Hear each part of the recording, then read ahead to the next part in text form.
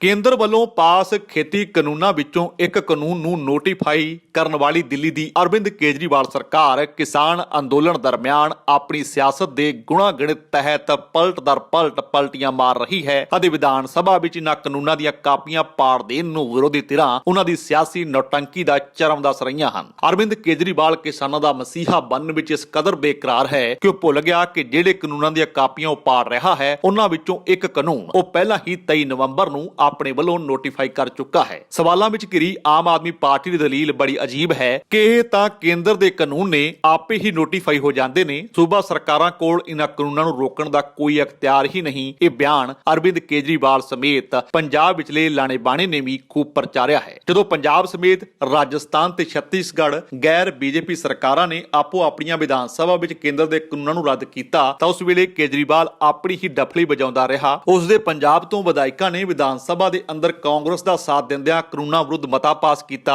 ਤਾਂ ਇਸ ਡਰੋਂ ਕਿ ਕਿਤੇ ਕਾਂਗਰਸ ਹੀ ਖੇਤੀ ਕਾਨੂੰਨਾਂ ਤੇ ਮੇਲਾ ਨਾ ਲੁੱਟ ਜਾਵੇ ਅਗਲੇ ਹੀ ਦਿਨ ਆਪਣੇ ਪਹਿਲੇ ਸਟੈਂਡ ਨੂੰ ਨਕਾਰ ਉਲਟ ਬਿਆਨਬਾਜ਼ੀ ਕਰਨ ਲੱਗੇ ਸਨ ਤਾਂ ਸੋਸ਼ਲ ਮੀਡੀਆ ਤੇ ਉਹਨਾਂ ਨੂੰ ਪਲਟੂਆਂ ਦੀ ਪਾਰਟੀ ਤੱਕ ਐਲਾਨਿਆ ਜਾਣ ਲੱਗਾ। ਜੇ ਪਲਟੀ ਹੁਣ ਅਰਵਿੰਦ ਕੇਜਰੀਵਾਲ ਨੇ ਮਾਰੀ ਹੈ ਉਸ ਸਾਹਮਣੇ ਤਾਂ ਸਭ ਪਲਟੀਆਂ ਹੀ ਛੋਟੀਆਂ ਪੈ ਗਈਆਂ ਹਨ। ਵਿਧਾਨ ਸਭਾ ਵਿੱਚ ਅਰਵਿੰਦ ਕੇਜਰੀਵਾਲ ਨੇ ਇਹ ਕਾਨੂੰਨ ਠੀਕ ਉਸ ਵੇਲੇ ਪਾੜੇ ਜਦੋਂ ਕਿਸਾਨ ਅੰਦੋਲਨ ਪੰਜਾਬ ਦੀਆਂ ਬਰੂਹਾਂ ਚੋਂ ਨਿਕਲ ਪੂਰੇ ਮੁਲਕ ਵਿੱਚ ਫੈਲ ਚੁੱਕਾ ਹੈ ਕਿ ਬਿੱਲ ਦੀਆਂ ਕਾਪੀਆਂ ਪਾੜ ਦੇਣਾ ਸਿਰਫ ਨੌਟੰਕੀ ਹੈ। ਜੇ ਉਹ ਵਾਕਈ ਕਿਸਾਨ ਹਤੈਸ਼ੀ ਹਨ ਤਾਂ ਵਿਧਾਨ ਸਭਾ ਵਿੱਚ ਇਹਨਾਂ ਕਾਨੂੰਨਾਂ ਨੂੰ ਖਾਰਜ ਕਰਦਿਆਂ ਬਿੱਲ ਕਿਉਂ ਨਾ ਲੈ ਕੇ ਆਏ ਕਿ ਬਿੱਲਾਂ ਨੂੰ ਪਾੜ ਦੇਣ ਨਾਲ ਉਹ ਕਿਸਾਨ ਹਤੈਸ਼ੀ ਹੋਣ ਦਾ ਦਿਖਾਵਾ ਮਾਤਰ ਕਰ ਰਹੇ ਹਨ। ਉਸ ਦੇ 23 ਦਸੰਬਰ ਵਾਲੇ ਆਪਣੇ ਨੋਟੀਫਿਕੇਸ਼ਨ ਨੂੰ ਵੀ ਵਾਪਸ ਨਹੀਂ ਲਿਆ। ਇਹ ਦੋਹਰਾ ਚਰਿੱਤਰ, ਇਹ ਦੋਗਲਾਪਣ ਸਿਰਫ ਸਿਆਸਤ ਲਈ ਹੈ ਕਿ ਕੇਜਰੀਵਾਲ ਨੂੰ ਪੰਜਾਬ ਸਮੇਤ ਉੱਤਰ ਪ੍ਰਦੇਸ਼ ਵਿੱਚ ਮਿਸ਼ਨ 2022 ਨਜ਼ਰ ਆਉਂਦਾ ਹੈ ਕਿਉਂਕਿ ਬਿੱਲ ਪਾੜਨ ਤੋਂ ਅਗਲੇ ਹੀ ਦਿਨ ਉੱਤਰ ਪ੍ਰਦੇਸ਼ ਦੇ ਚੋਣ ਮੈਦਾਨ 'ਚ ਨਿਤਰਨ ਦਾ ਐਲਾਨ ਵੀ ਅਰਵਿੰਦ ਕੇਜਰੀਵਾਲ ਨੇ ਕਰ ਦਿੱਤਾ ਹੈ। ਸਿਆਸਤ ਕਰਨ ਦਾ ਹਰ ਧਿਰ ਨੂੰ ਅਖਤਿਆਰ ਹੈ। ਮੁੱਦਿਆਂ ਦੀ ਸਿਆਸਤ ਜਮਹੂਰੀਅਤ ਲਈ ਲਾਜ਼ਮੀ ਹੈ ਪਰ ਮੁੱਦਿਆਂ ਦੇ ਡਾਮਾਡੋਲ ਸਟੈਂਡ ਅਤੇ ਨਿਤ ਦਿਨ ਪਲਟੀਆਂ ਮਾਰਦੇ ਸਿਆਸਤਦਾਨ ਕਿਸ ਸੂਝ-ਬੂਝ ਦਾ ਸੁਨੇਹਾ ਦੇ ਰਹੇ ਹਨ। ਇਹ ਦੋਗਲਾਪਣ ਹੁਣ ਕਿਸਾਨ ਸਮਝਣ ਲੱਗੇ ਹਨ ਅਤੇ ਬਹੁਤੀਆਂ ਕਿਸਾਨ ਜਥੇਬੰਦੀਆਂ ਦੇ ਆਗੂਆਂ ਨੇ ਦਿੱਲੀ ਵਿਧਾਨ ਸਭਾ ਵਿੱਚ ਕੇਜਰੀਵਾਲ ਸਰਕਾਰ ਦੀ ਇਸ ਬਿੱਲ ਪਾੜਨ ਵਾਲੀ ਨੌਟੰਕੀ ਨੂੰ ਸਿਰੇ ਤੋਂ ਨਕਾਰਿਆ ਵੀ ਹੈ। ਪੰਜਾਬ ਦੇ ਕੈਬਨਿਟ ਮੰਤਰੀ ਸੁੰਦਰ ਸ਼ਿਆਮ ਅਰੋੜਾ ਇਸ ਨੂੰ ਦਿੱਲੀ ਦੀ ਅਰਵਿੰਦ ਕੇਜਰੀਵਾਲ ਸਰਕਾਰ ਦੀ ਨੌਟੰਕੀ ਕਰਾਰ ਦੇ ਰਹੇ ਹਨ। ਉਹਨਾਂ ਦਾ ਕਹਿਣਾ ਹੈ ਕਿ ਪਹਿਲਾਂ ਬਿੱਲ ਲਾਗੂ ਕੀਤੇ ਪਰ ਹੁਣ ਜਦੋਂ ਕਿਸਾਨ ਅੰਦੋਲਨ ਦਾ ਅਸਰ ਵੇਖਿਆ ਤਾਂ ਉਹੀ ਅਰਵਿੰਦ ਕੇਜਰੀਵਾਲ ਹੁਣ ਵਿਧਾਨ ਸਭਾ ਵਿੱਚ ਕਾਨੂੰਨ ਦੀਆਂ ਕਾਪੀਆਂ ਪਾੜ ਰਹੇ ਹਨ। ਇਹ ਮਹਿਜ ਸਿਆਸਤ ਹੈ, ਇਸ ਤੋਂ ਵੱਧ ਕੁਝ ਨਹੀਂ ਹੈ।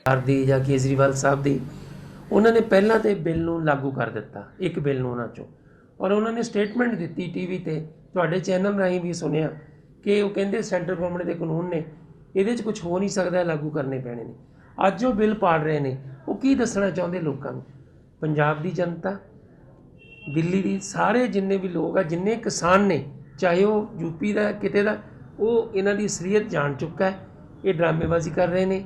ਅਗਰ ਇਹਨਾਂ ਦੀ ਨੀਅਤ ਸਾਫ਼ ਹੁੰਦੀ, ਜੇ ਕਿਸਾਨਾਂ ਦੇ ਪ੍ਰਤੀ ਇਹ ਹੁੰਦੇ ਤਾਂ ਇਹ ਪਹਿਲਾਂ ਇਹ ਬਿੱਲ ਨੂੰ ਲਾਗੂ ਨਾ ਕਰਦੇ ਔਰ ਇਹ ਪਹਿਲਾਂ ਸਟੇਟਮੈਂਟ ਨਾ ਦਿੰਦੇ ਕਿ ਇੱਕ ਸੈਂਟਰ ਦੇ ਬਿੱਲ ਨੇ। ਇਹ ਸਿਵਾਏ ਸਿਆਸਤ ਤੋਂ, ਡਰਾਮੇਬਾਜ਼ੀ ਤੋਂ ਹੋਰ ਕੁਝ ਨਹੀਂ ਹੈ। ਜ਼ਿਕਰੇ ਖਾਸ ਹੈ ਕਿ ਅਰਵਿੰਦ ਕੇਜਰੀਵਾਲ ਨੇ ਬੀਤੇ ਦਿਨੀ ਦਿੱਲੀ ਵਿਧਾਨ ਸਭਾ ਵਿੱਚ ਕੇਂਦਰ ਦੇ ਖੇਤੀ ਕਾਨੂੰਨਾਂ ਦੀਆਂ ਕਾਪੀਆਂ ਵਿਧਾਨ ਸਭਾ ਦੇ ਅੰਦਰ ਪਾੜ ਦਿੱਤੀਆਂ ਸਨ। ਨਾਲ ਹੀ ਉਹਨਾਂ ਨੇ ਲੰਬੀ ਤਕਰੀਰ ਵਿੱਚ ਬੀਜੇਪੀ ਨੂੰ ਸਿੱਧੇ ਹੱਥੀ ਲਿਆ ਸੀ ਕਿ ਉਸ ਦੀ ਨੀਅਤ ਸਾਫ਼ ਨਹੀਂ, ਉਹ ਆਪਣੇ ਚੋਣ ਫੰਡ ਦੇਣ ਵਾਲੇ ਕਾਰਪੋਰੇਟ ਤਾਕਤਾਂ ਦੀ ਮਦਦ ਲਈ ਇਹ ਕਾਨੂੰਨ ਲਿਆਂਦੇ ਹਨ, ਕਿਸਾਨਾਂ ਲਈ ਨਹੀਂ। ਅਤੇ ਕਹਿੰਦਿਆਂ ਅਰਵਿੰਦ ਕੇਜਰੀਵਾਲ ਨੇ ਇਹ ਤਿੰਨੇ ਕਾਨੂੰਨ ਪਾੜ ਦਿੱਤੇ ਸਨ ਅਤੇ ਉਹ ਵੀ ਉਹਨਾਂ ਸਵਾਲਾਂ ਦਰਮਿਆਨ ਕਿ ਪਹਿਲਾਂ 23 ਨਵੰਬਰ ਨੂੰ ਉਹਨਾਂ ਨੇ ਹੀ ਇੱਕ ਕਾਨੂੰਨ ਨੂੰ ਨੋਟੀਫਾਈ ਕੀਤਾ ਸੀ। ਇਹ ਸਵਾਲ ਬੀਜੇਪੀ ਨੇ ਵੀ ਚੁੱਕੇ ਸਨ। ਨਾਲ ਹੀ ਉਹ ਸੱਚੇ ਦਿਲੋਂ ਕਿਸਾਨਾਂ ਲਈ ਸੁਹਿਰਦ ਹਨ ਤਾਂ ਹੋਰ ਗੈਰ ਬੀਜੇਪੀ ਸੂਬਿਆਂ ਵਾਂਗ ਵਿਧਾਨ ਸਭਾ ਵਿੱਚ ਇਹਨਾਂ ਖੇਤੀ ਕਾਨੂੰਨਾਂ ਖਿਲਾਫ ਬਿੱਲ ਕਿਉਂ ਨਾ ਲਿਆਏ ਅਤੇ ਜਿਹੜਾ ਕਾਨੂੰਨ ਉਹਨਾਂ ਨੇ ਨੋਟੀਫਾਈ ਕੀਤਾ ਸੀ ਕਿ ਉਹਨਾਂ ਨੇ ਉਹ ਕਾਨੂੰਨ ਗੈਜ਼ਟ ਵਿੱਚੋਂ ਵਾਪਸ ਲਿਆ ਹੈ। ਵਿਰੋਧੀ ਧਿਰਾਂ ਦਾ ਕਹਿਣਾ ਹੈ ਕਿ ਇਹ ਤਾਂ ਮਹਿਜ ਨੌਟੰਕੀ ਹੈ। ਮੁੱਖ ਮੰਤਰੀ ਕੈਪਟਨ ਅਮਰਿੰਦਰ ਸਿੰਘ ਨੇ ਤਾਜ਼ਾ ਬਿਆਨ ਵਿੱਚ ਅਰਵਿੰਦ ਕੇਜਰੀਵਾਲ ਨੂੰ ਇੱਕ ਵਾਰ ਫਿਰ ਘੇਰਿਆ ਹੈ। ਮੁੱਖ ਮੰਤਰੀ ਕੈਪਟਨ ਅਮਰਿੰਦਰ ਸਿੰਘ ਨੇ ਅਰਵਿੰਦ ਕੇਜਰੀਵਾਲ ਨੂੰ ਸਿਰੇ ਦਾ ਚਾਲਬਾਜ਼ ਦੱਸਦਿਆਂ ਕਿਹਾ ਕਿ ਆਮ ਆਦਮੀ ਪਾਰਟੀ ਅਤੇ ਸ਼੍ਰੋਮਣੀ ਅਕਾਲੀ ਦਲ ਦੋਵੇਂ ਹੀ ਪਖੰਡੀ ਹਨ, ਜਿਨ੍ਹਾਂ ਦੇ ਖੇਤੀ ਕਾਨੂੰਨਾਂ ਦੇ ਮੁੱਦੇ ਤੇ ਦੋਗਲੇ ਕਿਰਦਾਰ ਨੇ ਸਿੱਧ ਕਰ ਦਿੱਤਾ ਹੈ ਕਿ ਕਿਸਾਨਾਂ ਪ੍ਰਤੀ ਇਹਨਾਂ ਦਾ ਕੋਈ ਸਰੋਕਾਰ ਨਹੀਂ ਹੈ। ਕੈਪਟਨ ਨੇ ਕਿਹਾ ਕਿ ਜਦੋਂ ਉਹਨਾਂ ਦੀ ਸਰਕਾਰ ਨੇ ਕੇਂਦਰ ਦੇ ਕਾਲੇ ਖੇਤੀ ਕਾਨੂੰਨਾਂ ਨੂੰ ਬੇਅਸਰ ਕਰਨ ਲਈ ਵਿਧਾਨ ਸਭਾ ਵਿੱਚ ਬਿੱਲ ਪਾਸ ਕੀਤੇ ਸਨ ਤਾਂ ਆਪ ਅਤੇ ਅਕਾਲੀ ਦਲ ਦੇ ਵਿਧਾਇਕਾਂ ਨੇ ਸਮਰਥਨ ਕੀਤਾ, ਪਰ ਹੁਣ ਆਪਣੇ ਸਿਆਸੀ ਮਫਾਦਾਂ ਖਾਤਰ ਦੋਵੇਂ ਪਾਰਟੀਆਂ ਨੇ ਸੁਰ ਬਦਲ ਲਈ ਹੈ। ਮੁੱਖ ਮੰਤਰੀ ਨੇ ਤੰਜ ਕੱਸਦਿਆਂ ਕਿਹਾ ਕਿ ਹੁਣ ਕਿਸਾਨਾਂ ਦੇ ਸੰਘਰਸ਼ ਵਿੱਚੋਂ ਸਿਆਸੀ ਫਾਇਦਾ ਚੁੱਕਣ ਲਈ ਉਹਨਾਂ ਨੇ ਇਸ ਮੁੱਦੇ ਤੇ ਯੂ ਟਰਨ ਲਿਆ ਹੈ ਅਤੇ ਆਪਣੇ ਆਪ ਨੂੰ ਕਿਸਾਨਾਂ ਦਾ ਮਸੀਹਾ ਗਰਦਾਨ ਰਹੇ ਹਨ, ਜਦਕਿ ਦੋਵੇਂ ਪਾਰਟੀਆਂ ਨੇ ਕਿਸਾਨਾਂ ਦੇ ਹਿੱਤ ਭਾਰਤੀ ਜਨਤਾ ਪਾਰਟੀ ਕੋਲ ਗਹਿਣੇ ਰੱਖ ਦਿੱਤੇ ਹਨ। ਮੁੱਖ ਮੰਤਰੀ ਕੈਪਟਨ ਨੇ ਦੱਸਿਆ ਕਿ ਭਾਵੇਂ ਸ਼੍ਰੋਮਣੀ ਅਕਾਲੀ ਦਲ ਪਹਿਲੇ ਪੜਾਅ ਤੇ ਖੇਤੀ ਆਰਡੀਨੈਂਸ ਲਾਗੂ ਕਰਨ ਵਿੱਚ ਸ਼ਾਮਿਲ ਸੀ ਅਤੇ ਦੂਜੇ ਪਾਸੇ ਦਿੱਲੀ ਵਿੱਚ ਆਪ ਸਰਕਾਰ ਨੇ ਇਨ੍ਹਾਂ ਘਾਤਕ ਖੇਤੀ ਕਾਨੂੰਨਾਂ ਵਿੱਚੋਂ ਇੱਕ ਨੂੰ ਤੁਰੰਤ ਲਾਗੂ ਕਰ ਦਿੱਤਾ। ਦਿੱਲੀ ਵਿਧਾਨ ਸਭਾ ਵਿੱਚ ਕੇਜਰੀਵਾਲ ਦੀਆਂ ਨੌਟੰਕੀਆਂ ਦੀ ਖਿੱਲੀ ਉਡਾਉਂਦਿਆਂ ਕੈਪਟਨ ਨੇ ਕਿਹਾ ਕਿ ਆਪ ਲੀਡਰ ਨੇ ਪਿਛਲੇ ਮਹੀਨੇ ਇਨ੍ਹਾਂ ਕਾਲੇ ਖੇਤੀ ਕਾਨੂੰਨਾਂ ਵਿੱਚੋਂ ਇੱਕ ਕਾਨੂੰਨ ਨੂੰ ਨੋਟੀਫਾਈ ਕਰਨ ਦੀ ਮਨਜ਼ੂਰੀ ਦਿੱਤੀ ਅਤੇ ਹੁਣ ਕੇਂਦਰੀ ਕਾਨੂੰਨਾਂ ਦੀਆਂ ਕਾਪੀਆਂ ਪਾੜ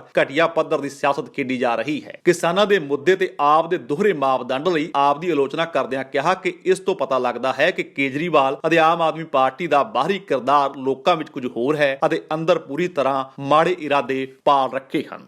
ਤਾਂ ਗਲੋਬ ਐਡਵਾਈਸ ਓਵਰਸੀਜ਼ ਐਜੂਕੇਸ਼ਨ ਤੇ ਇਮੀਗ੍ਰੇਸ਼ਨ ਕੰਪਨੀ ਹੈਗੀ ਹੈ। ਸਾਨੂੰ 35 ਸਾਲ ਦਾ ਐਕਸਪੀਰੀਅੰਸ ਹੈ।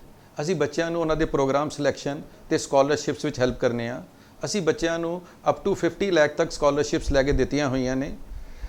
ਅਸੀਂ ਤੇ ਬੱਚਿਆਂ ਦੇ ਵੀਜ਼ਾ LORs SOP 'ਚ ਹੈਲਪ ਕਰਨੇ ਆ ਤੇ ਪੋਸਟ ਲੈਂਡਿੰਗ ਸਰਵਿਸਿਜ਼ ਵਿੱਚ 에ਅਰਪੋਰਟ ਪਿਕਅਪ ਤੇ ਉਹਨਾਂ ਦੀ ਟੈਂਪਰੇਰੀ ਅਕਮੋਡੇਸ਼ਨ ਦਾ ਇੰਤਜ਼ਾਮ ਵੀ ਕਰਨੇ ਹਾਂ। ਜੇਕਰ ਤੁਹਾਨੂੰ ਸਾਡਾ ਇਹ ਉਪਰਾਲਾ ਚੰਗਾ ਲੱਗਾ ਹੈ ਤਾਂ ਇਸ ਨੂੰ ਲਾਈਕ ਕਰੋ, ਸ਼ੇਅਰ ਕਰੋ ਅਤੇ ਸਾਡੇ YouTube ਚੈਨਲ ਨੂੰ ਸਬਸਕ੍ਰਾਈਬ ਕਰੋ।